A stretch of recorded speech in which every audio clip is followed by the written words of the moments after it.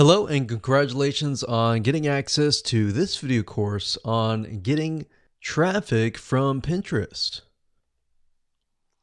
This, of course, is video number 1, which is the introduction, and we're going to dive right in. First things first, I want to talk about the mindset, and we really want to focus on quality over quantity. And what do I mean by that? What I mean is that this is not about how much traffic that you can get from your Pinterest images, but rather how much quality traffic that you can get from Pinterest.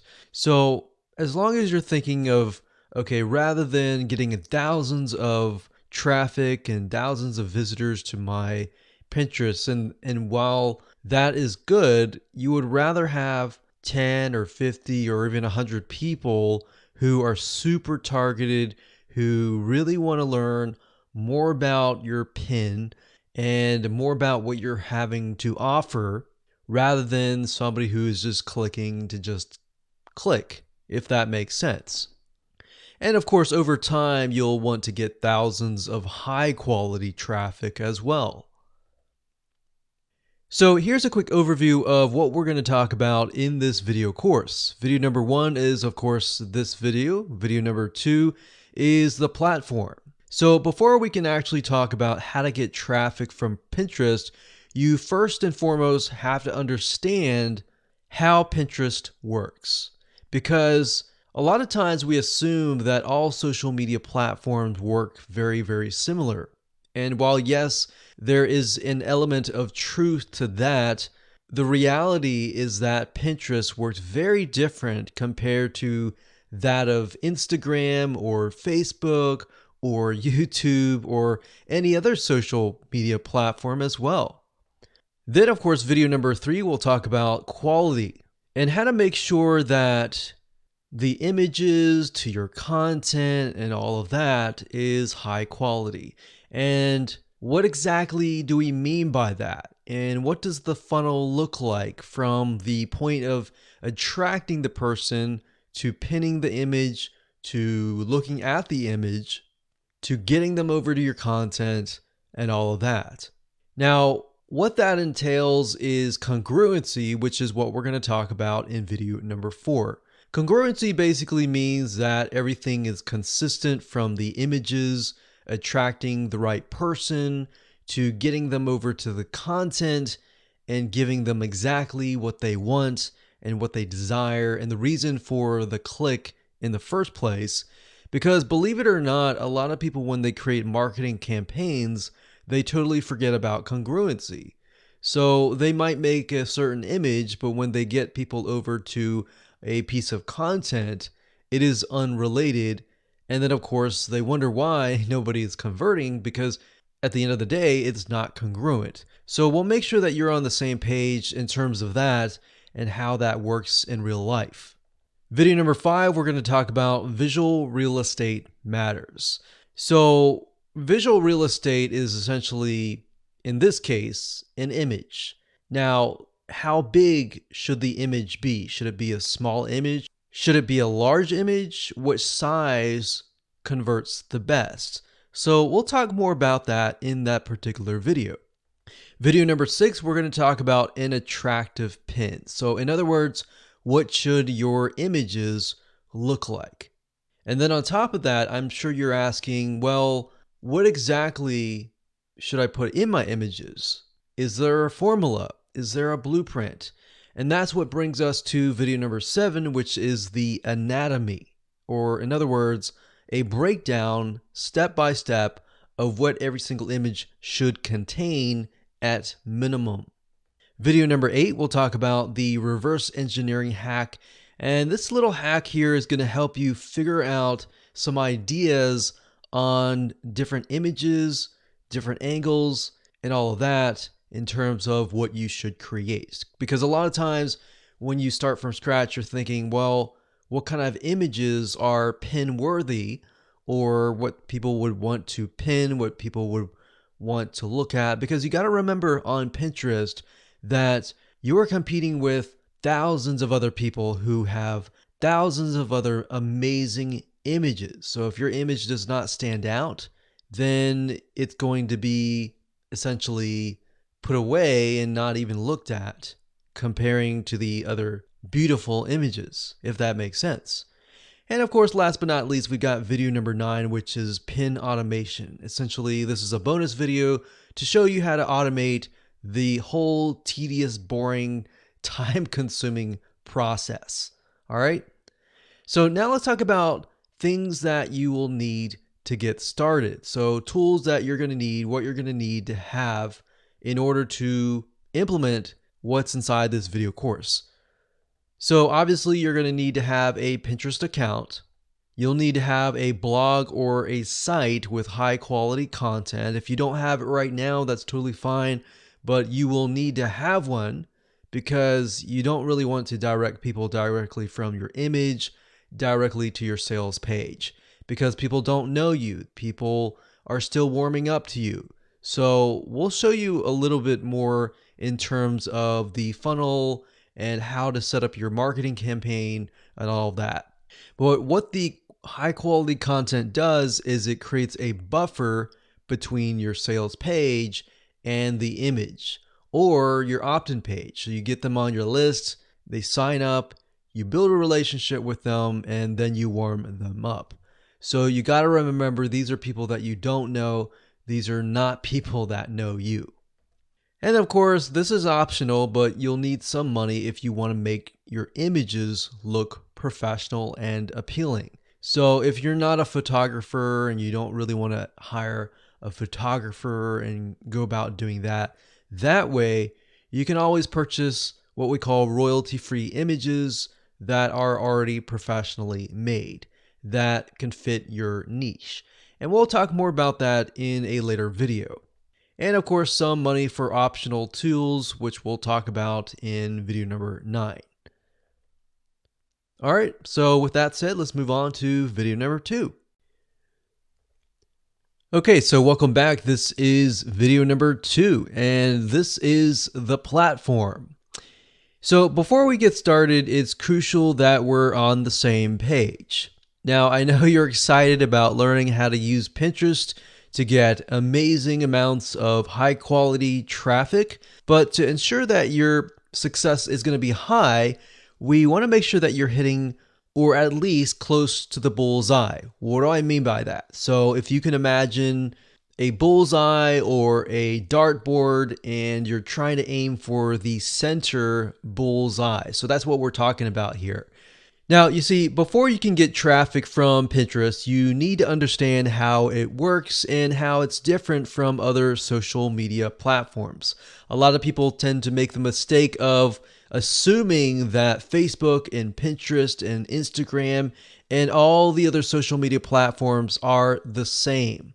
So we don't want that. We want to make sure that you understand how Pinterest works.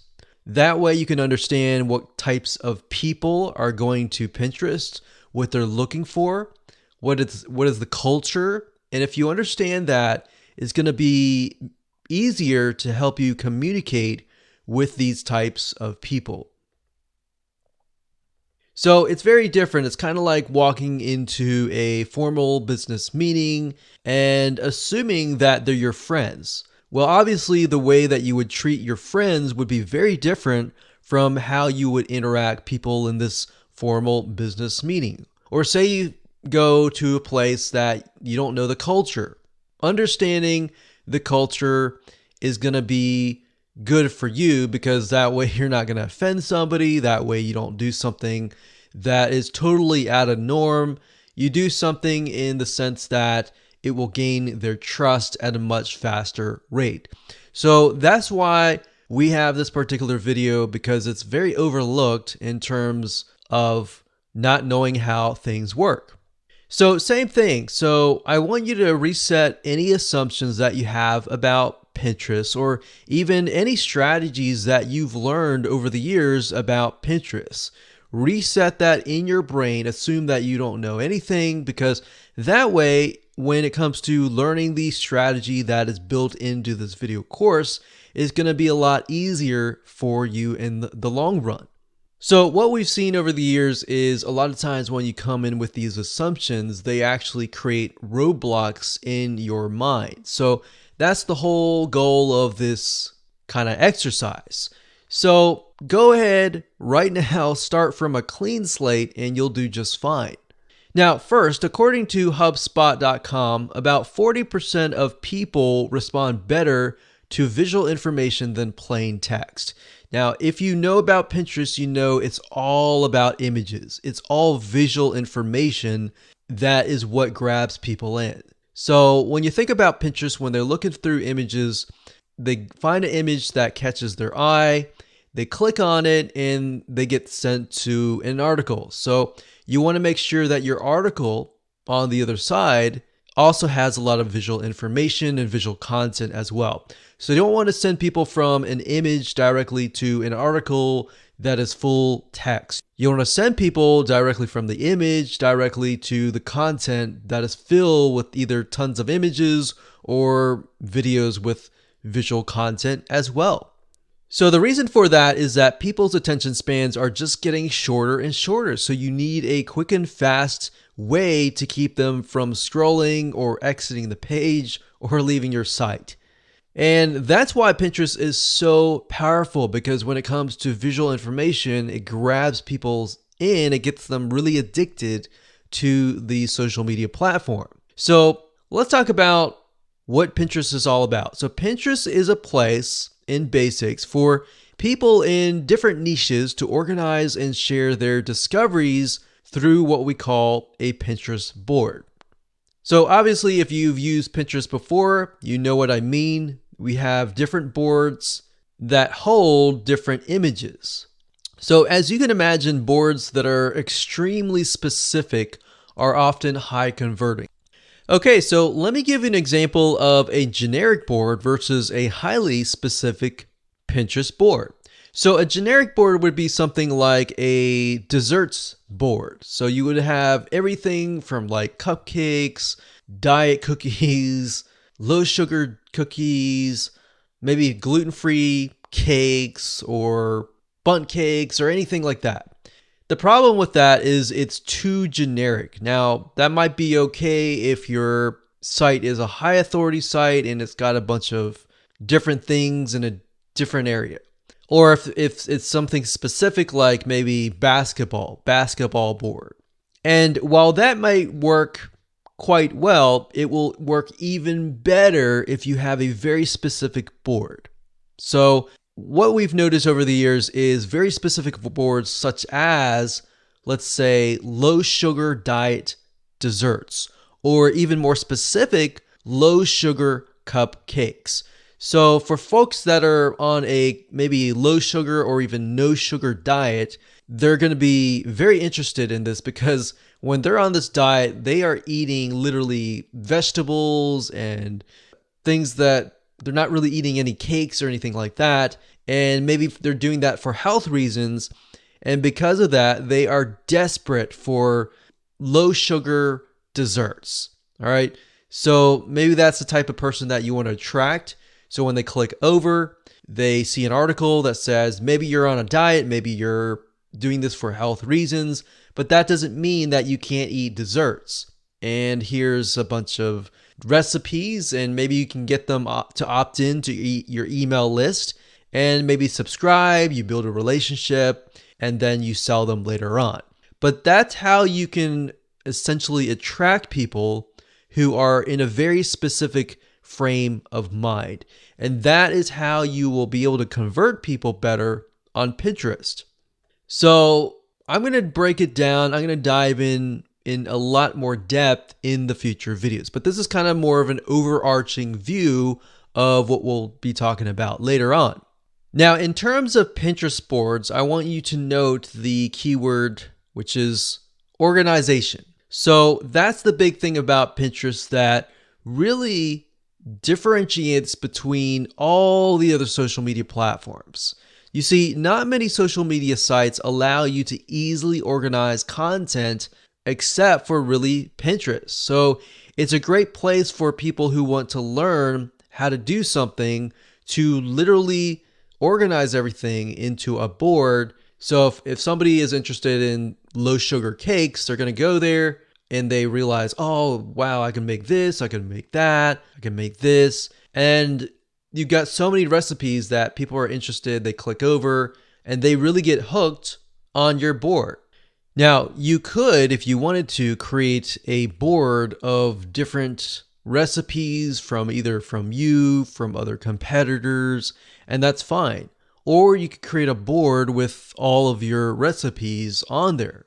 So in other words, this is a place where a lot of DIYers go. Now, if you don't know what DIY stands for, it's do it yourself. So people who want to look for recipes, they want to create food, they want to look at projects, maybe home projects, they want to see how to do something. They're most likely inclined to want to buy something, if that makes sense. So as you would guess, Pinterest is the place to go from sharing everything from images, videos, content in order to actually do these projects. Whereas on the other hand, if you think about Facebook, for example, a lot of people are there because they want to know what is going on with their friends and family. They're not really there to necessarily learn. So it's a very different platform and a very different culture and a very different mindset. Now, let's be frank and say that Facebook, while Facebook is great, it's not great for organization. In fact, if you think about it, anytime you create a post of an image or a video, it can easily get lost into the feed as time passes on. And even if you think about Facebook groups, for example, you'll notice that even groups are very, very hard to organize. If somebody posts a post, a lot of times in a Facebook group as well, or even a page, it will eventually go down and it's not really a great place to organize. So Pinterest is great for planning, getting inspiration, organizing, and ultimately implementing, which is usually where the purchase happens. So remember, people are going to Pinterest because they're looking for inspiration. They're looking to organize their house. They're looking to learn something. And if learning something usually leads to buying something, you think about people are looking through recipes. They're going to have to buy food, right? And ingredients to make the food. Or they're looking at home projects. Let's say, for example, how to paint a room. They're eventually going to need to buy paint. They're going to need to buy blueprints on how to go about that, how to build boxes or kits and gadgets or crafts. They're going to have to go and buy things.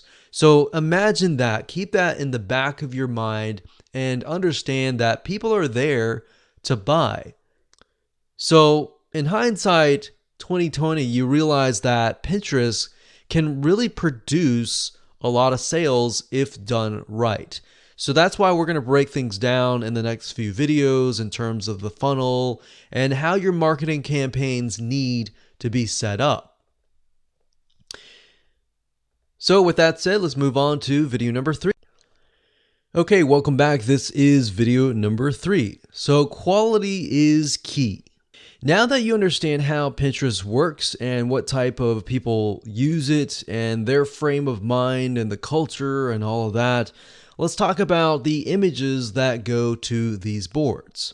So images and other visual content must be extremely high quality. Why? Because if you think about it, you are literally competing against thousands of other high quality images. So looking amateur or just throwing up an image just to do that is not a choice. Because if that's the case, your image is going to be ignored. In fact, you need to know how to create high quality images. If you analyze thousands of Pinterest posts and images and the images that are being pinned, you realize they have something in common. And that commonality is that they are high quality images. And not only that, they literally grab people in. They have a call to action. They have specific elements, which we'll talk about at a later video when we talk about the anatomy. Now, you can either do this yourself by taking a photography class. In fact, a lot of people that we have noticed that have done really well, they have said that they have gone to take photography classes, they have gotten a really good camera, and they've learned how to take different angles. Now, if that's not something that you really want to do, then of course you can purchase royalty-free stock images from bigstockphoto.com, which is essentially a humongous database of images where you can literally find images of any niche. So if you're looking for images for a baked potato or a chicken parmesan dish, you are more likely to be able to find that on these sites. Now, there are other free sites like pixabay.com or unsplash.com, and you can use these sites to get these images and then of course use an image editor later down the road to make it look good. Now, we recommend that you do all of this later once you figure out and understand what each image should contain. So it's not about just slapping a bunch of images or downloading them from royalty-free stock sites and then uploading them.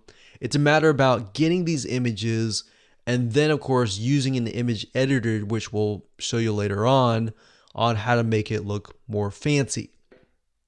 Or you can also hire somebody to do it for you. So if you have products that you're selling, then you can actually send these products to somebody who is a professional product photographer. And you can find these people on Upwork.com or even Fiverr.com, and they will literally take a photograph of your products in different angles. They'll make it look really good. So if you think about when you buy a hamburger, a lot of times when you see these commercials with hamburgers, you see that they look really amazing, they look beautiful, but then when you get the hamburger from the restaurant, it looks nothing like it. So these product photographers really know how to make your product stand out and look really appealing, enticing, and it's something that people want to click on. So that's just something to think about. If you don't have the time or any of that to do that, then you can hire somebody to do that for you. So I wanted to make sure that I cover different avenues so that you understand what options essentially that you have. So the point of all of this is that crap does not survive Pinterest. So if you take the photograph yourself and it doesn't look that great, then at the end of the day, it may not convert. So another myth that I want to say is that a lot of times people will say, if you buy this software that will pin thousands of images, you'll get tons and tons of traffic back. Now, some of that software out there is legit and does work, but then some of the software out there that is automated and will pin thousands of images and it'll grab maybe some images from Pixabay automatically and all that. Yeah, that's more of the quantity kind of mindset than quality. So what we're going here is about quality. So if you see a software that is selling you, hey, buy the software and you get hundreds of traffic right away, they might work, they may not, but at the end of the day, we really need to focus on quality over quantity. So rather than doing that, you really want to think about how you can use the right images in your campaign. If you think about how can I get somebody interested in this product, so when they click on it, they get sent to a piece of content that describes and elaborates further of the reasoning of clicking on it. If they click on a link about chicken parmesan, obviously you're going to want to send them to an article about chicken parmesan. You don't want to send them to an article about chicken. Even though they're both chicken, they need to be exact, if that makes sense. So maybe you can send them to a video on how to make chicken parmesan, and you show them how to make it, but you talk about the ingredients, but you don't go in depth. So you say, if you want to get this recipe or the secret recipe, or you want to get some bonus videos and this recipe, sign up here on this free list, and you can give it to them. And if you can imagine, you will attract somebody, you'll build a list of people who are extremely targeted. So basically what I'm saying is, forget about all the software that promises you that you're going to get thousands of clicks to your website. Really focus on the quality of the click, or how you create the marketing campaign first, and how you're going to convert cold traffic into prospective buyers. So another key point here, which I've touched base on, is congruency, is making sure that your image matches your content, which we'll discuss in the next video. Now remember, the image that you put up will attract and excite someone. You want to attract the right person. So really knowing and understanding the demographics, or what your person that you're trying to attract will look like, is really the first step to a successful marketing campaign. So if we go back to the person who might be looking for low sugar cupcakes, that type of person, why are they looking for low sugar? Maybe they are on a diet. Why are they on a diet?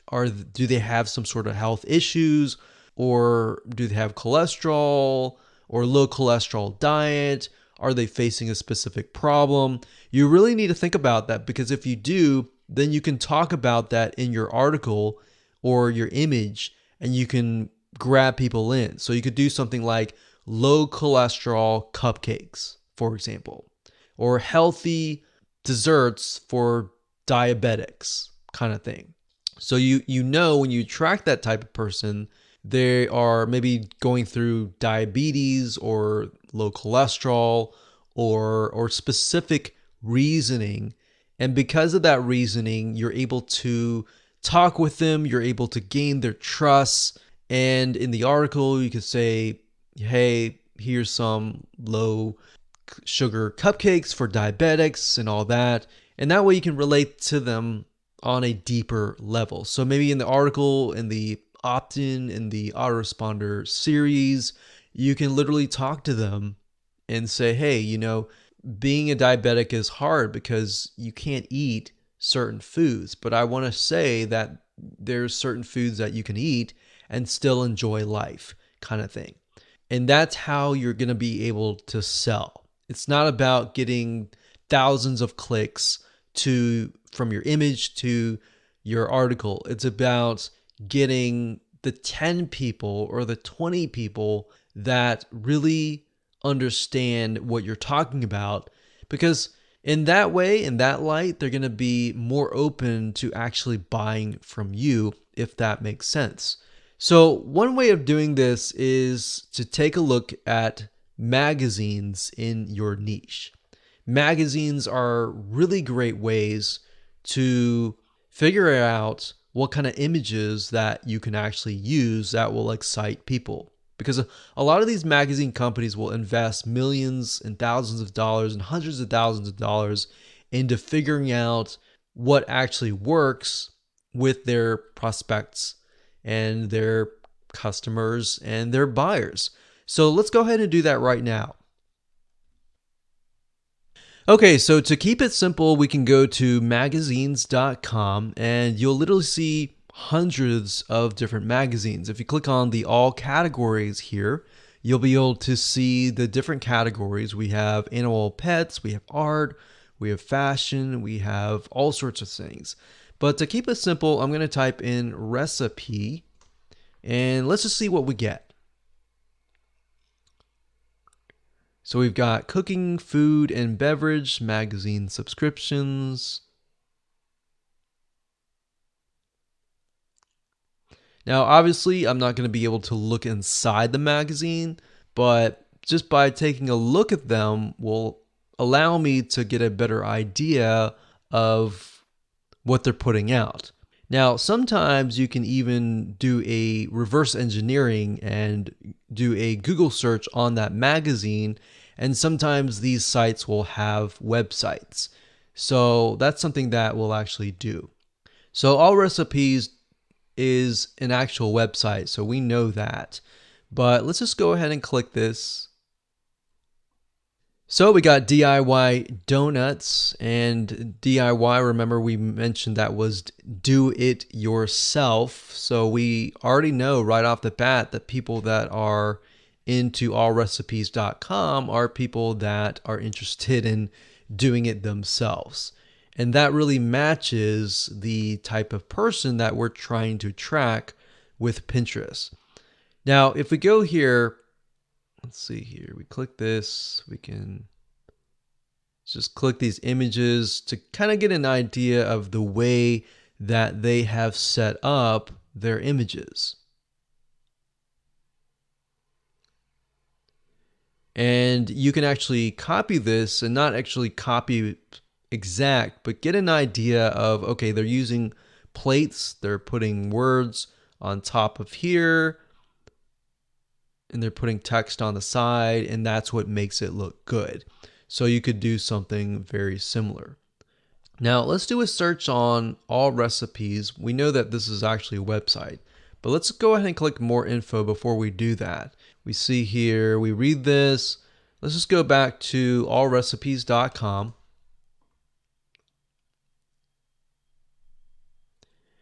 So we can see 12 delicious chicken thigh dinners. Now, one little tip that I'm going to give you is that a lot of times with Pinterest type articles, if you can do something like the top 5 or the top 10 or 10 chicken dinners or 10 maybe low carb desserts or top 5 low sugar desserts kind of thing, that actually will do really well. And those tend to get pinned a lot because it's not just one, it's many, and they're definitely interested in that. So we can see in terms of the images that could potentially be pinned, they're simply pictures of the food. Now, in terms of images, you can kind of get away with this with food and without any words or anything like that. But by adding words in some sort of call to action, such as want this recipe, click here. If somebody pins that, they're most likely going to click there versus they're just seeing this because they don't exactly know what this is. So you could put the words baked teriyaki chicken on this so that somebody knows, okay, this is baked teriyaki chicken, because not all the time can you take a look at an image and know exactly what it is all about. But if you notice, one thing that I mentioned earlier is that this article is a great example of going from an image to an article that has tons of visual information and visual content. So you can see that this page is literally filled with images. So it's got about 12 images, and in terms of text, very little text. So that's something to keep in mind with Pinterest, is that a lot of people go there looking for images. When they click on an image, they're not looking for a full article of text. They're looking for more images. So if you can do that, that will keep people on your site, and that will get people more engaged. Hello and welcome back. This is video number 4, and let's talk about congruency. So visual content that are pinned must go to high quality written content like blog articles, websites, in order to be shared. In other words, your image should show the end result or the end desire. And we'll talk more about that in just a minute. Your content should partially explain how to achieve the end result or end desire. So whatever you are selling will complete this solution. So let me explain. It should look like something like this. The image is the first thing that people see on Pinterest. They click it because they're interested in it. And we're talking about people that are on the Pinterest site. So not to be confused with people who have pinned the image. So these are people on the Pinterest site that are looking on the Pinterest boards. They see an image that they like, they click it, and then they get sent to a written article. Now, a lot of people make the mistake of sending people directly to the sales page. And that's a big no-no because you're dealing with people that don't know you. You're not going to go up to some random people and say, hey, can I have your phone number? Or you want to go buy from me. You're going to go up to them and say, hi, my name is so-and-so. And you start to talk to them. You start to realize you have common ground. You begin to build a relationship with them. So same premise here. You're going from the image to a written article to an opt-in or a sale. Now, from the written article, sometimes you can go straight to the sale because somebody who may be looking for the solution immediately doesn't really want to wait. But if you know that they're not looking for the sale, but rather they are somebody who is interested, you can get them to sign up on your email list. And then, of course, from that point on, build a relationship with them. And then, of course, get the sale later down the road. So now to give you an example of this in real life, let's say, for example, that your image shows a picture of a no sugar cupcake. And this is going to attract somebody who cannot eat sugar and has health issues. So kind of tapping into the example that I talked about earlier. This could be somebody who maybe is diabetic or somebody who has a health condition who can't eat sugar. So you're going to have on the image, it's not going to just be an image, it's going to be an image with some text that you can grab them in. You're going to have a good description to tell people what the image is all about. Now, if they click on that image and they get a cupcake, and that is made of sugar, brown sugar, sugar cane, even coconut sugar, they're going to be upset and leave. Or let's say you don't even have any text and it's a sugar cupcake. And somebody clicks on that and then they get sent to an article that is like a no sugar cupcake. They're going to get upset with that. That is why the image is so crucial. It's not just about a beautiful image, but it's an image that has a good description, that has text on it, and that has a call to action. Or worse, they're going to go back to Pinterest and alert everyone else that this image may be misleading or anything like that. And that's just not good for you and your reputation. But if they go to the content and they find out that you've made in this amazing, tasty cupcake that uses no sugar at all and is healthy, guess what? They're going to go back to Pinterest. They're going to tell everybody, they're going to say, hey, I tried this. This is amazing. This is something that you're going to want to try as well. They are going to become your fans. And of course, they're going to become your voice. And essentially, they're going to become your marketers. So you've got yourself a potential customer, a potential person that's going to market for you. Now, imagine adding them onto your email list and then, of course, building that relationship over time. They're most likely inclined to actually buy from you. And that is what we call a profitable targeted automation machine by using Pinterest. And that's the goal of today. That's the goal of this video course, is to get you in that mindset so that you understand that this is the power of Pinterest, but it must be done right. So now let's talk about the size of your images. Should your images be small? Should they be big? What size should they be? What should they look like? Let's talk about that in the next video. Okay, so welcome to video number 5. Let's talk about visual real estate matters. So visual real estate is not talking about houses here, but it could be visual, it could be virtual real estate. Same thing. Basically, all that means is that the size of your image matters a lot. So imagine the image or even the screen right here. This screen right here just means that how much is your image taking up of the page. So if the image is big, then of course your real estate is going to be bigger.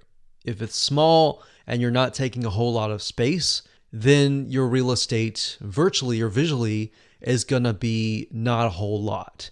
Now, why does that matter?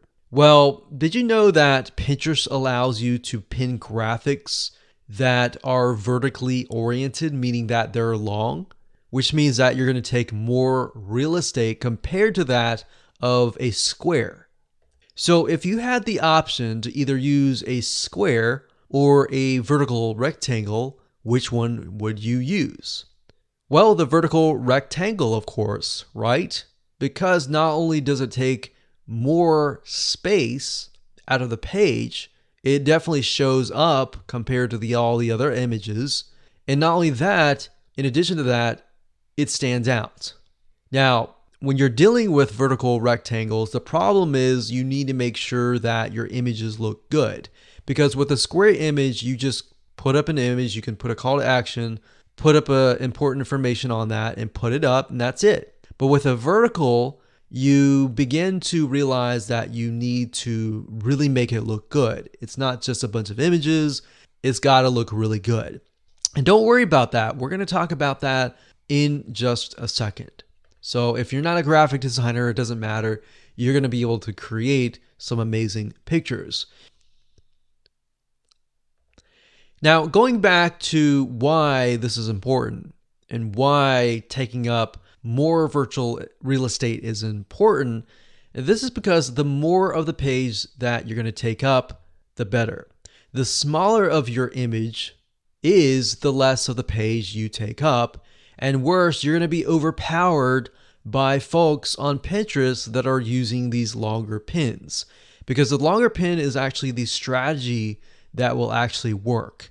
Now, this is a proven method that we discovered while testing our own images. We found that the longer pins would actually show up on the page. They got pinned more because they were obviously being shown a lot more. And a lot of times, longer pins will allow somebody to look at the image longer than they would a shorter image, if that makes sense. And we figured this out as well with sharing notes with other successful Pinterest marketing campaign owners. We asked them, we said, hey, what is your best size? And they said vertical long pins were their best size. Now, what exactly size should that be? We'll get into that at a later video. So if you spend a lot of time studying other people's pictures and looking through magazine photos, so if you take a magazine from a bookstore and you look through that, you begin to realize what people really want to see visually in your niche. That's why I showed you the method earlier where we looked at the magazines and then we kind of reverse engineered it by going to the website and took a look at that. But if you look at magazines and how they're laid out and all of that, if you can do something similar and lay your images out like that, it's going to be more appealing on Pinterest because you're going to be competing with everybody else who are mainly just uploading images and that's it. But if your images look really nice and appealing and attractive, you're going to get more clicks. Now, to create a long pin, you have to put a few photos together, literally stacked on top of each other. So if you think about it, a square is just a square, but a longer pin is going to have several squares on top of each other. It might have 3 squares, it might have 4 squares. But of course, you don't want to make it too long as well, because there's a difference between being short and sweet and being too long-winded, right? If you think about somebody who is going to talk about a specific topic, you want short, straight to the point, you want the information really quick, and that's it. So similar to this, you want to have a long pin, but you don't want to have a pin that is way too long. So that's just something to keep in mind as you are thinking about how you can go ahead and create these long pins. So on the Pinterest feed, they make the pins stand out a little more by being long. But like I said, you want to make sure that there's a fine line between too long and too short. So tweaking the sizes of the images is a great technique to get more attention on the Pinterest board compared to that of the other pins that are smaller image sizes. So in the next few videos, we're going to discuss one type of long graphic that attracts a lot of attention, that works really well, that you can easily create without having any sort of professional graphic designer experience. Hello and welcome back. This is video number 6. Let's talk about an attractive pin and what that looks like. So according to a recent article by HubSpot.com, publishers who use infographics grow in traffic on average about 12% more than those who don't really use infographics. So we found the same, that to be true, that after we started using infographics, we started seeing an increase of clicks, and not just only any click, but high quality clicks. Now, if you're not familiar with them, they're basically long vertical images, which turns great content into eye candy.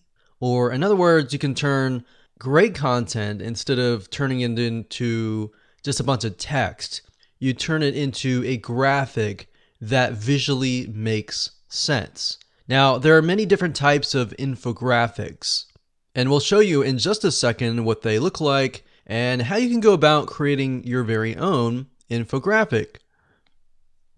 Now, this is how many companies take really boring content and make it exciting. So let's go ahead and take a look at some infographics and the tools that you can use to create them. So to give you some ideas, you can simply go to google.com and type in the keyword infographic and go to the images search engine, and you'll be able to see some examples of infographics in general. Now, if you want to niche down and go for a specific topic, you can also type in infographic space and then of course the topic. And then you might be able to see some ideas on infographics that you could potentially create. Obviously, don't copy and plagiarize, but just use it to get some ideas. Now, if we scroll down, you have a better idea of what an infographic looks like. So as you can see here, there are more pictures and more graphics, more statistics, more great looking visual content compared to that of just text. So imagine being able to create one of these and putting them on Pinterest, and most likely you'll be able to really stand out because it's really eye-catching. Now, the question is, how do you go about creating these beautifully created graphics? So there are several ways to go about doing this. You can either create it yourself from scratch. Obviously, that would take too much time. So you wanted to find an infographic template. So you can go to graphicriver.net, and if you go this route, you will be essentially meeting it halfway manually. So you're not going to do it totally manually, but you will be editing a template, typically with Photoshop. Now, if I go to graphicriver.net and I type in infographic food, for example, we scroll down and you're able to see that there are 730 infographics related to food. So as you can see, compared to that of hiring somebody, which typically can run anywhere from $100 to several $100s, because they do take time to create, but they are well worth it at the end of the day. It's only about $8 each infographic, so they can run around $8 or sometimes $5 to $10. Now, if you want the easiest route, the easiest is to simply utilize a tool, and we've used many tools and really come down to one tool in particular, which is called Piktochart.com. That's Piktochart.com. Now, when you go to the site, you're able to create infographics very, very easily if you click on the infographic here. Initially, there are many free templates. But if you do an upgrade, you'll get access to a lot of other fancy templates. Now, editing templates is simply by pointing your mouse at something and clicking it, and then of course editing it via either the text or the image. So this definitely makes it easier compared to downloading it off of graphicriver.net, editing it with Photoshop, and then exporting it. And all of these are pre-made, so you have access to typically hundreds. And as you can see here, if you upgrade, it's about 600 templates and new templates every single week. So we've used Piktochart for many years. We have downgraded because we're not really creating as many infographics, but it's great when you're just getting started.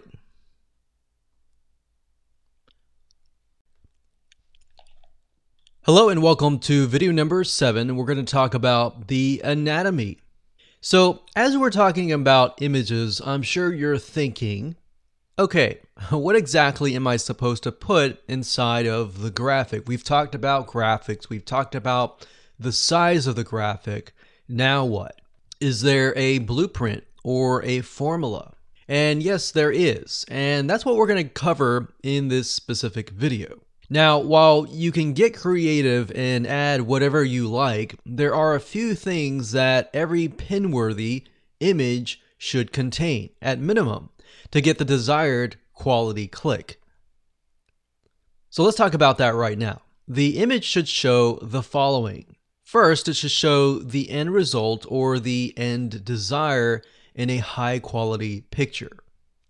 In other words, it should show whoever you're trying to target what they want to create. So if you take a look at the examples of food, if somebody puts an image up of some tasty chicken parmesan dish, then in the back of the mind of your prospect, they're thinking, oh, that looks really yummy, that looks tasty, and you put a really good description and they really love it. They're going to click it because they want to know how to create that yummy chicken parmesan dish.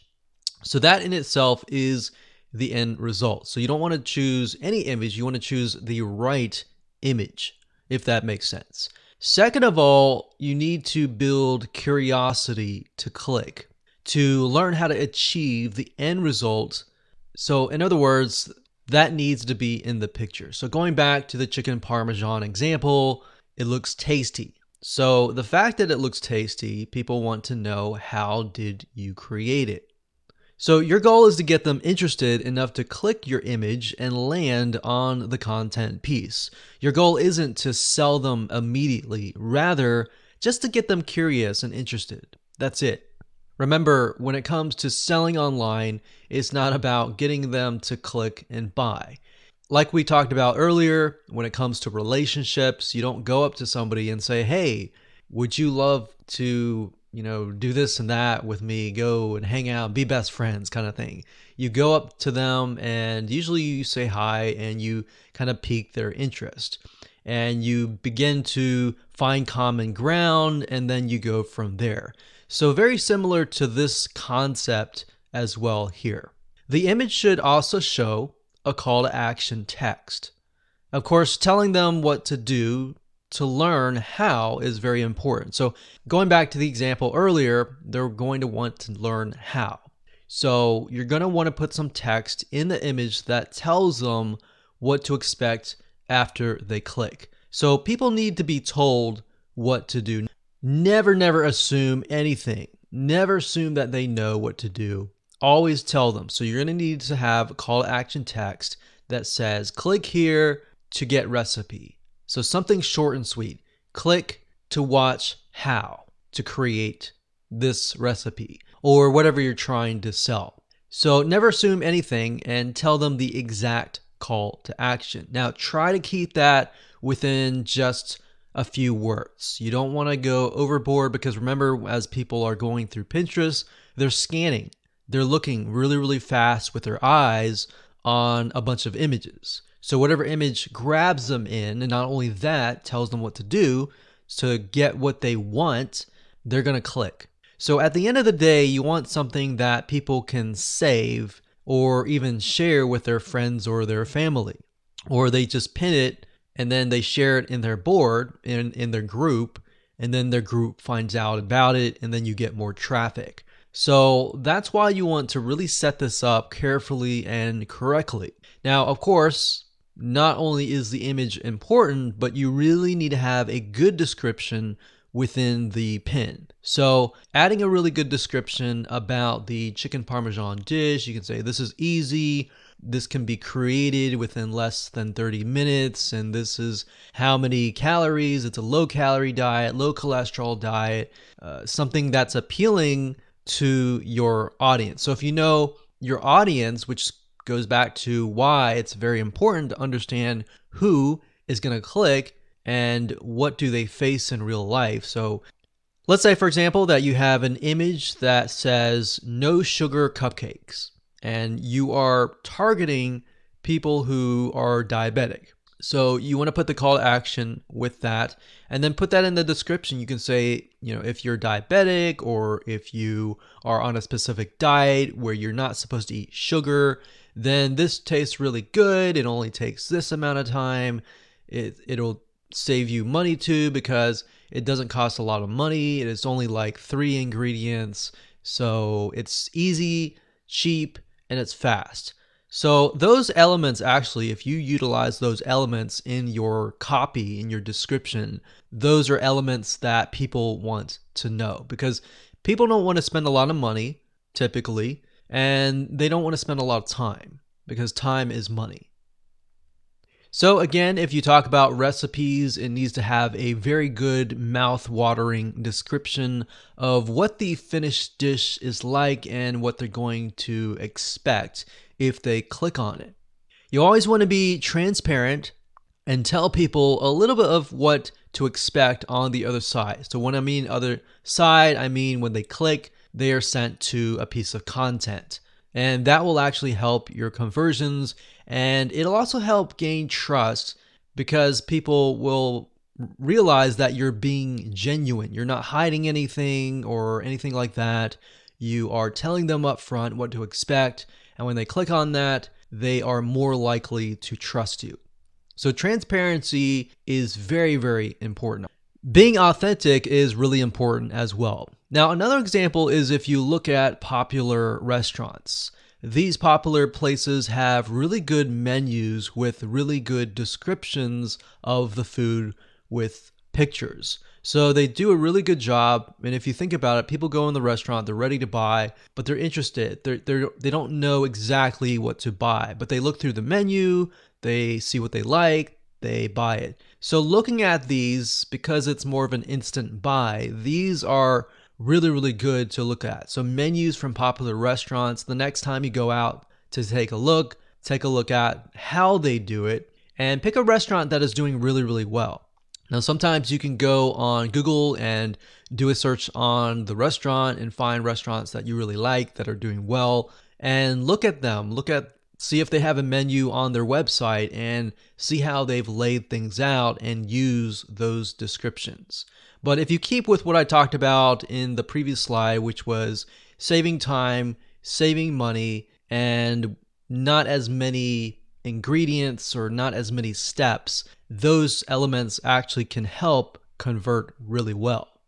So there is some element of sales copywriting in there. Basically, making it sound even more appealing using words is key. So you're having the image, getting them to attract, to look at it, and then you got the description that kind of closes the deal to get them to click. And then when they click, you got really good content that is congruent to the image and they are impressed.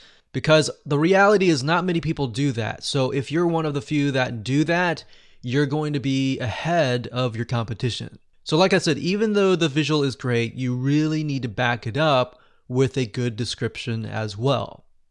All right, so with that said, let's move on to video number 8, and we'll talk about a reverse engineering hack that will help you in getting ideas on what your images can include. Hello and welcome to video number 8. This is the reverse engineering hack.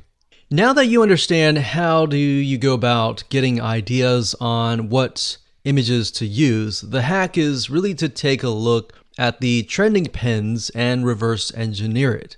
So let me show you how to do this right now. So applying this hack is very easy to do. All you have to do is simply go to two sites. The first one is, of course, Pinterest.com. And the second site I'll show you in just a minute. So if you go to Pinterest.com and up at the top, you want to enter the search term. And in this case, since I was talking about chicken parmesan earlier, I decided to stick with chicken parmesan recipes. Now, as you go through here, I want you to point at and want you to think which one actually stands out. So these are just images, and you'll notice that a lot of people, they just upload images, and images look great and they definitely will get clicks. But if you scroll down, this one here has not only a good image, but they also have a good title.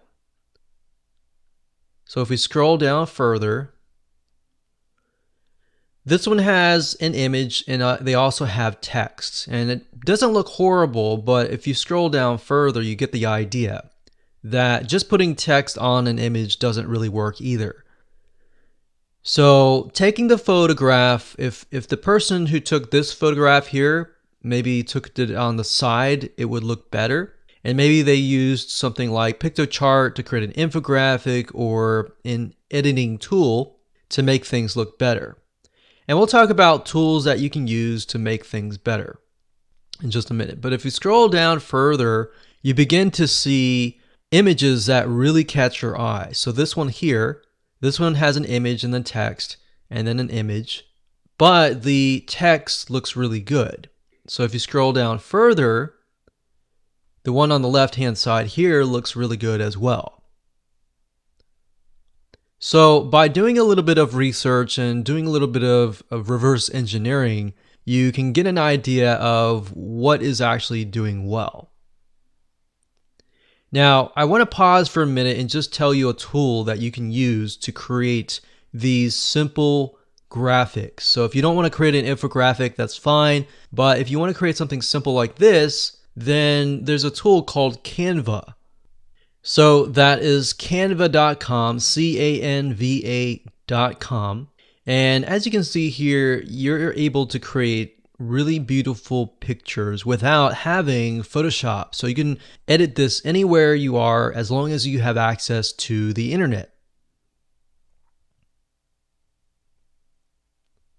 Now, what's nice about Canva is you're not limited to just posters. In fact, if you go up here, you're able to see the different templates and designs. So if I go back one page and I go to features, you can see the document types of the cars, logos, flyers, banners, reports, resumes, postcards, proposals, infographics as well, book covers, newsletters, all sorts of things that you can create, magazine covers. You can even go further and create your social media graphics as well. But that's going a little bit on a different route. So now that you know a tool that you can use to create nice looking graphics aside of Piktochart.com, let's head back on to Pinterest.com. Okay, so what you want to do is scroll down and then look for an image that really stands out. So as we're scrolling through here, I feel like the one that's really standing out to me is this one here and this one here. Now, if you notice, if you put your mouse over each image, at the bottom here, you're going to see the domain name of the person that owns this image. So we put over here, we can see this is inspiredtaste.net. We've got chefsavvy.com. We've got kitchenswagger.com. So what we do is we find the domain name. And the next step is we obviously can see that these people are professionals. So we want to take a further look at them. So what we do is we head on over to a site called buzzsumo.com. That's buzzsumo.com. And then immediately you see Content Analyzer. And normally this will show up by default, the first thing that you'll see. If not, you can click on Content Research, Content Analyzer, and then you'll want to enter the domain name.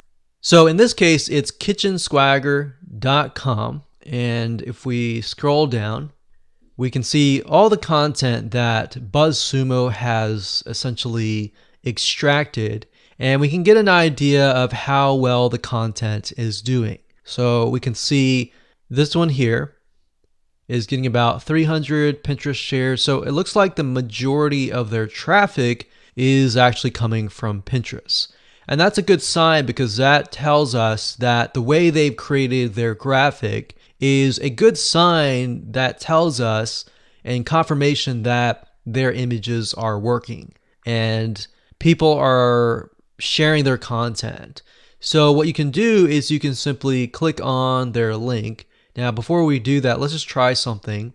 Let's see if we can do Chicken Swagger chicken and do a search.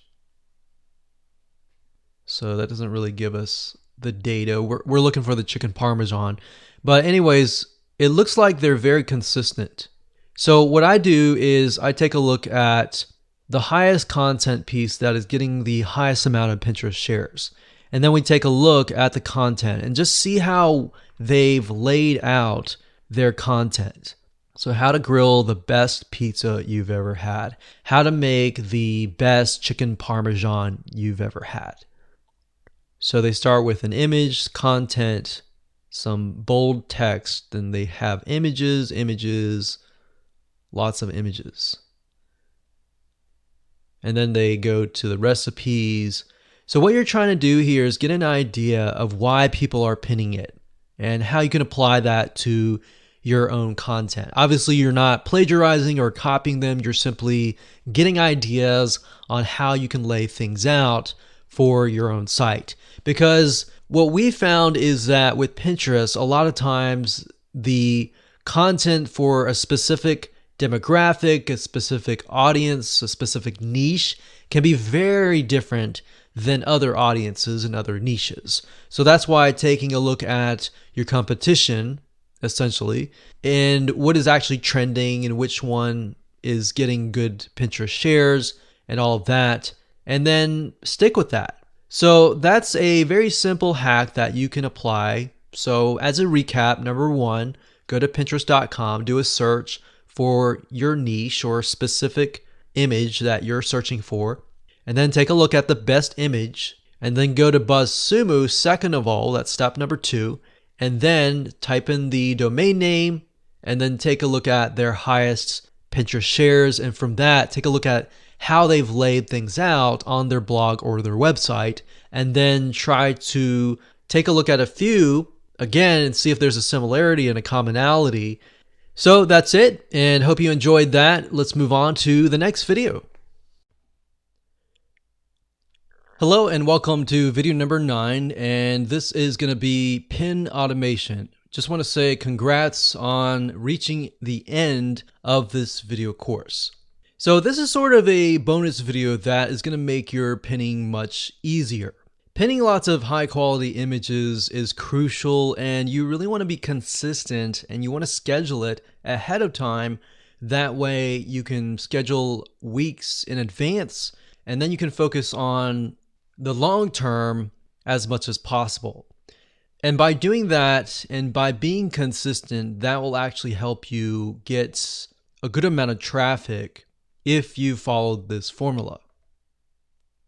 So obviously you can't be near a computer 24/7 either. So really finding a tool that can help you automate this process as much as possible is important.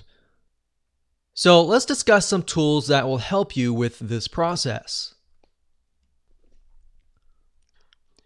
So there are tons and tons of different tools out there that you can use, that you can pay for. But over the years, one tool in particular that we have seen really sustain the test of time and really update their features and all of that is viraltag.com. So as you can see, it says the #1 social media marketing tool for sharing visuals. So it's not just for Pinterest, it's for other social media platforms as well. But in terms of utilizing this with Pinterest, it's actually very, very good. So you can schedule unlimited posts, so they don't charge you per post.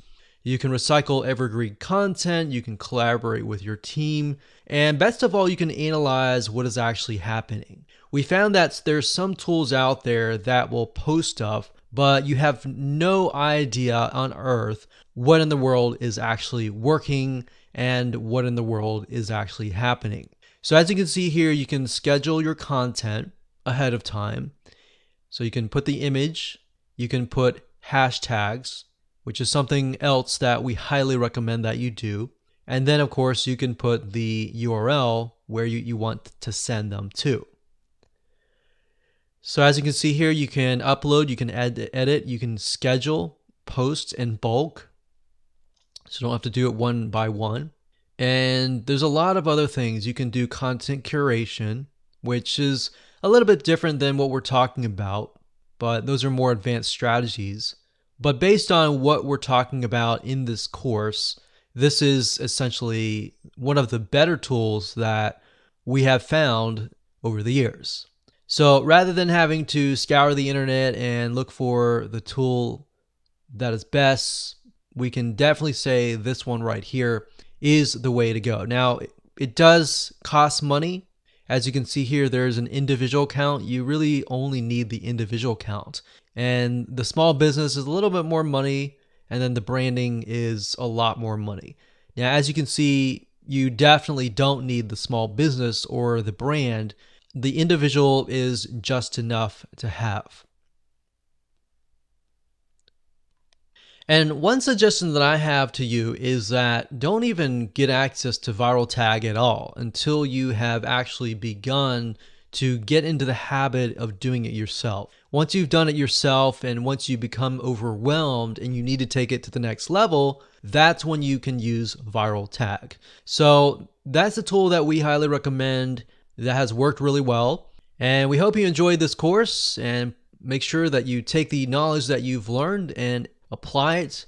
And remember, if you keep it simple and keep your funnel congruent from your image to your content and so forth, and follow the blueprint step by step and be consistent at it, you will begin to see some traffic.